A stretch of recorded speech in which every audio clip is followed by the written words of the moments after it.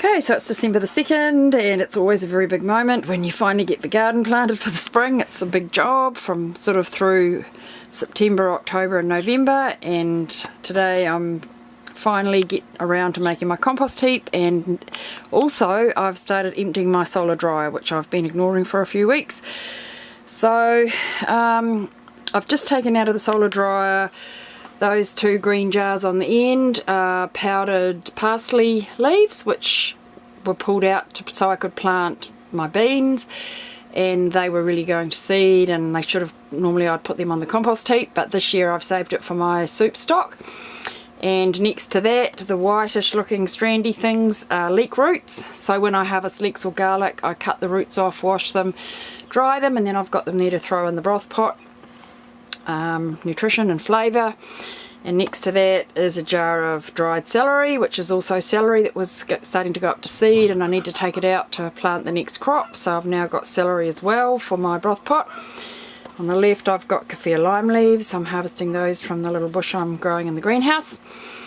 And then there I've got a jar of turkey tail fungi, which Shaked harvested with a friend from some fallen logs on our property, and we're learning how to use those. That's a very important immune support plant, powerful anti-cancer immune support fungi. And finally, this is my preferred way of using the turmeric that we grew last summer in our greenhouse.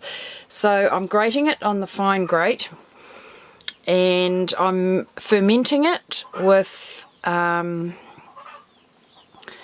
a little bit of salt and whey, following basic fermentation recipes, which is basically 1 tablespoon of salt per litre of material, and black pepper, crushed black pepper in there, and olive oil. So for the turmeric to be optimally effective, also as an incredibly powerful immune support and antioxidant,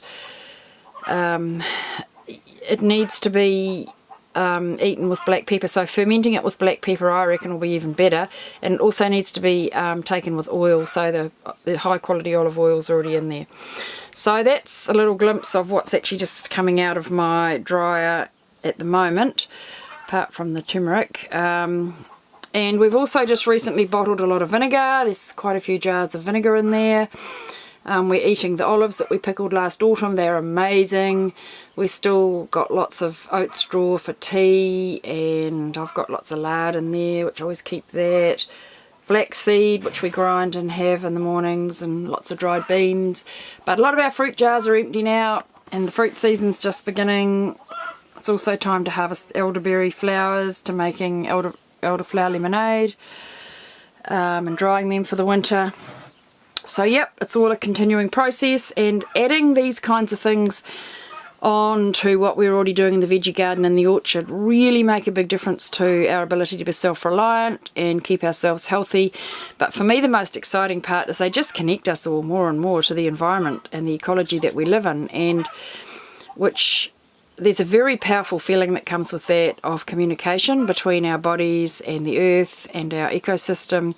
And so the more we can connect up, the more powerful that feeling will be, and the faster we will be able to heal things, either on the earth or for the life on the earth or for our bodies, whatever it is. Healing is all about connections.